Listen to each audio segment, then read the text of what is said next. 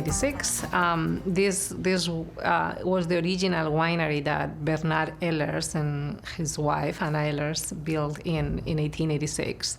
And these stones, I will say that most of them, because there are like a mix of different colors and kinds of stones in the building, they come from the surrounding vineyards and up in the mountain. I think from Howard they got some of those stones. And our vineyards, we own 40 acres surrounding this estate. You can find a lot of those rocks really? there. Yeah, it's very rocky. It's actually very rocky for being valley floor. Oh, I would love to hear those stories, because there's been, different generations and winemakers making wine here. It hasn't been very straight. The history from Bernard Ehlers to us right now has been. I think this building for a while was a custom craft facility too, and there were like different winemakers making wine. During booklet years, Prohibition, there was some winemakers making some wine here that they probably shouldn't be making, and I mean those are the stories that I heard. So it's really good to hear what they have to say.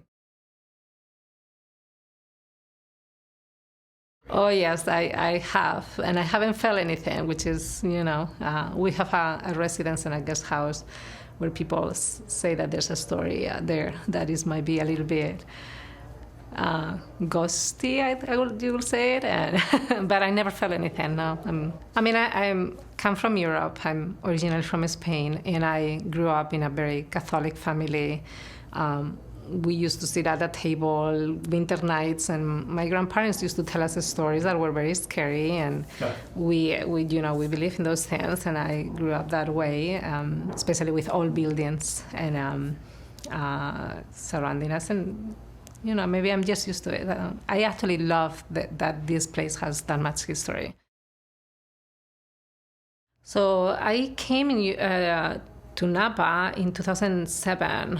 So it's been a while, 14, 15 years now. I came as an intern, and I got the opportunity to stay, and I just fell in love with Napa. I mean, it's an amazing place for winemakers. Is a playground to make, honestly, to make wines, and the diversity that we can find in the valley is amazing. So I decided, I'll stay for 1 year, 2 years, maybe 3, and now it's been 15. So it's been a good ride.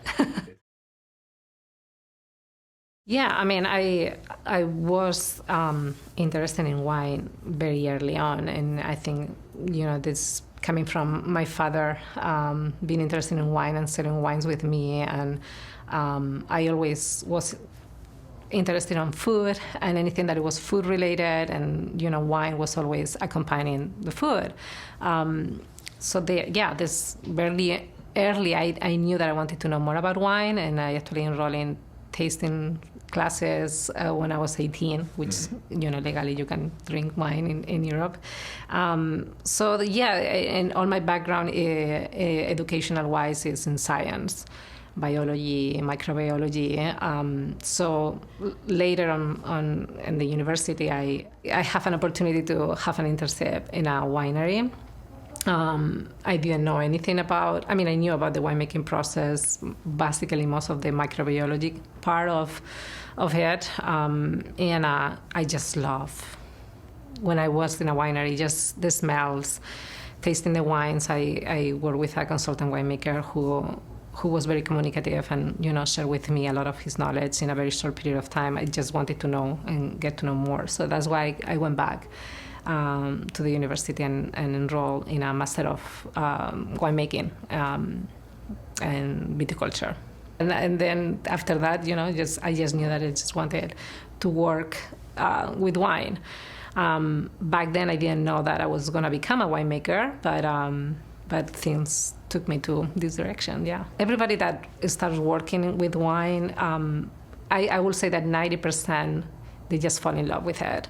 Working in the cellar, working in a winery, in the vineyards, is very hard. It's very physically demanding, and not everybody is able to just support, to go through the early hours, working when it's really cold and really hot under those conditions. But even if you have a lot of passion about something, it's something that not everybody could probably do it.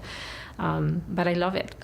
I'm actually the opposite. I'm the happiest when I'm in the cellar or in the vineyards, and I don't care if it's cold or raining or it's just, that's my place.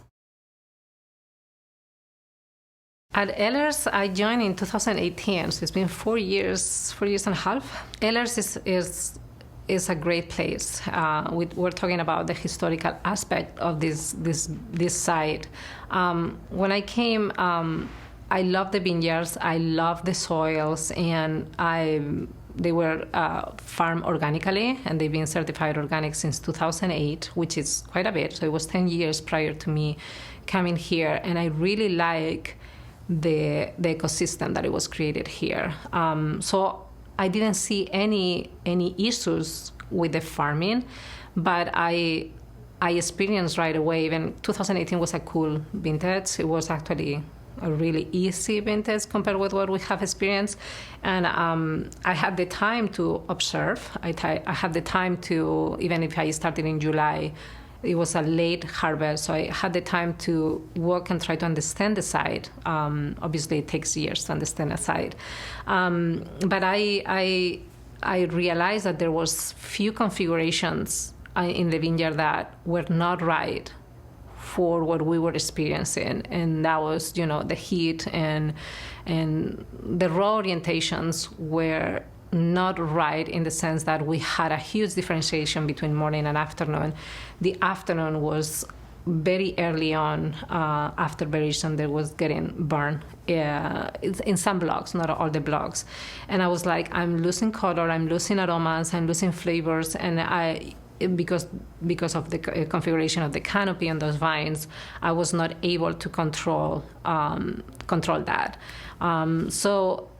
And also, during these years, we have amazing Cabernet Franc coming from here. I think just because our soils are very gravelly, we have between 35 to 60% gravel in some of our blocks.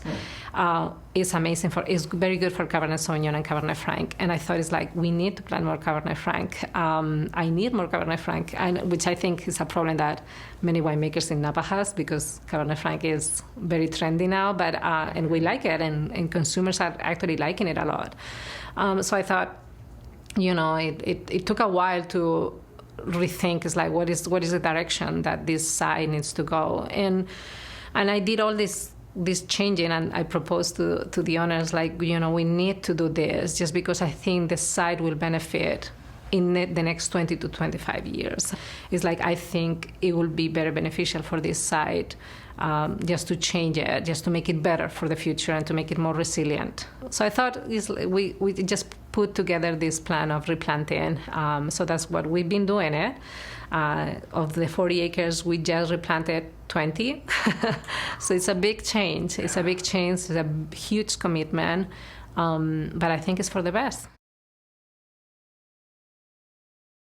Well, winemakers sometimes, we can look very nice when we are like all clean up and and wearing nice, and then sometimes, especially during harvest, I look like a cellar worker, honestly. Like, it's especially, I'm a Latina. I'm from Spain, but people think that I'm Latina or Mexican, or so sometimes I just go into the tasting room and they don't recognize me, and they don't know that I'm the winemaker, and I can hear them saying or talking about the wines.